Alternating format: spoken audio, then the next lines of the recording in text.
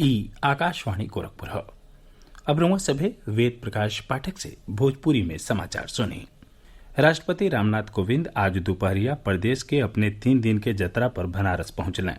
अपना जतरा के दौरान बनारस में कार्यक्रम के अलावा वहां के सोनभद्र और मिर्जापुर जिलों में कई गो कार्यक्रम में भाग लेबें। राष्ट्रपति काशी विश्वनाथ मंदिर में पूजा अर्चना कई रहल हमें। एकरे बादे वहां के गंगा आरती में भाग लेबें। मुख्यमंत्री योगी आदित्यनाथो गंगा आरती के समय राष्ट्रपति के साथे रह। बिहाने राष्ट्रपति श्री कोविंद वनवासी समागम में भाग लेब और सोनभद्र के छपकी में सेवा कुंज आश्रम में अखिल भारतीय वनवासी कल्याण आश्रम के सेवा समिति के नवनिर्मित स्कूल और छात्रावास का उद्घाटन करब। राष्ट्रपति का बिहाने दोपहरिया मिर्जापुर जिला के दौरा के दौरान माता विंध्यवासिनी के दर्शन पूजन का भी कार्यक्रम हो।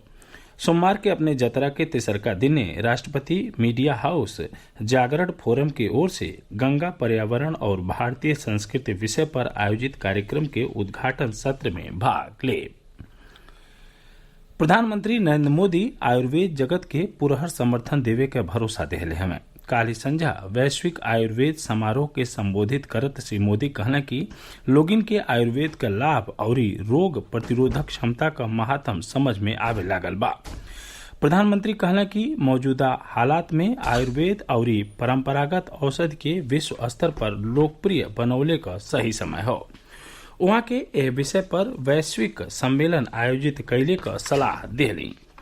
प्रधानमंत्री बतौले कि विश्व स्वास्थ्य संगठन भारत में वैश्विक परंपरागत औषधि केंद्र स्थापित कैले के घोषणा कैले हो और अलग अलग देश के छात्र आयुर्वेद आ परंपरागत औषधियन के अध्ययन खातिर भारत आ रहा हमें। श्री मोदी आयुर्वेद के पुरहर समर्थन का आश्वासन देने। प्रधानमंत्री कहने कि आयुष चिकित्सा पद्धति के बढ़ावा देवे खातिर राष्ट्रीय आयुष मिशन का शुरुआत कल गई हो। सूचना और प्रसारण मंत्री प्रकाश जावड़ेकर स्वतंत्रता के 75वीं वर्षगांठ से जुड़ल आजादी के अमृत महोत्सव पर प्रदर्शनी का देश के 6 गो जगहिन पर आज वर्चुअल माध्यम से उद्घाटन कैले। ई 6 गो जगह हमें जम्मू, इम्फाल, पटना, भुवनेश्वर, पुणे और बेंगलुरु। नई दिल्ली में प्रदर्शनी के उद्घाटन के बाद श्री जावड़ेकर कहना कि स्वतंत्रता सेनानियन के महान बलिदान के बाद देश के आजादी मिलल रहल। वहां के कहने की यह प्रदर्शनी के जरिए लोग स्वाधीनता संग्राम के बारे में जानकारी हासिल कर सके हैं।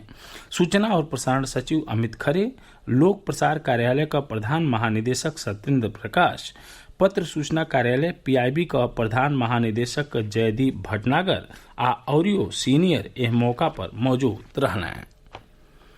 बलिया जिला के जननायक चंद्रशेखर विश्वविद्यालय का दूसरका दीक्षांत समारोह आज कुलाधिपति और राज्यपाल आनंदीबेन पटेल की अध्यक्षता में विश्वविद्यालय परिसर में संपन्न भइल।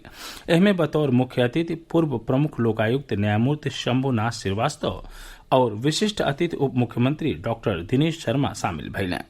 अपने अध्यक्षीय संबोधन में राज्यपाल श्रीमती पटेल कहलें कि आज देश में संचार क्रांति के साथे साथे संस्कार क्रांतियों जरूरी हो।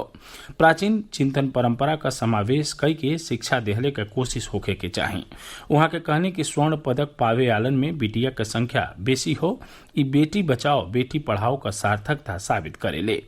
पढ़वैया लइकन के तमाम सकारात्मक सनेसा देत वहां के कहलें कि दीक्षांत शिक्षा का अंत नहीं हो। सफलता का सीढ़ी कठिन परिश्रम से बनेले, एह लिए जीवन में लक्ष्य बना के काम करें। विश्वविद्यालय के कुलपति प्रोफेसर कल्पलता पांडे अतिथियन का स्वागत कैले के बाद विश्वविद्यालय के उपलब्धियन के बारे में जानकारी दिलन। 3 दिवसीय कपिल वसु महोत्सव का आयोजन का शुभारंभ आज मुख्यमंत्री योगी आदित्यनाथ वर्चुअल माध्यम से कैनी। श्री योगी सिद्धार्थनगर जिला का एक जनपद एक उत्पाद के तहत काला नमक चाउर महोत्सव का उद्घाटन लखनऊ से वर्चुअल माध्यम से कैनी। इस मौका पर जिलाधिकारी दीपक मीणा काला नमक चाउर पर आधारित एगो छोट पिक्चर मुख्यमंत्री योगी आदित्यनाथ के सामने प्रदर्शनित कैनी। काला नमक चाउर के महोत्सव के समारोह के संबोधित करत मुख्यमंत्री योगी आदित्यनाथ कहन कि काला नमक चाउर का इतिहास 2600 बरिस पुरान और ई भगवान बुद्ध से जुड़ल कपिल वस्तु के इलाका में होला। अब एकर प्रचार प्रसार देश और विदेश बहुत बड़े पैमाना पर कइल जाई। एह मौका पर प्रदर्शनी और मेला का उद्घाटन प्रदेश का स्वास्थ्य मंत्री जय प्रताप सिंह कैलें। ई महोत्सव 15 मार्च तक चली। कार्यक्रम में सांसद जगदम्बिका पाल, विधायक राघवेंद्र प्रताप सिंह अमर सिंह, श्याम धनी राही सहित कई गो लोग मौजूद रहना। सगरो विश्व को शांति और करुणा और अहिंसा से अभिसिंचित करे वाले तथागत गौतम बुद्ध को क्रीड़ा स्थली के रूप में सिद्धार्थनगर जिला का बहुत महत्व हो। एक साथ भोजपुरी समाचारन के बुलेटिन पूरा भइल। नमस्कार।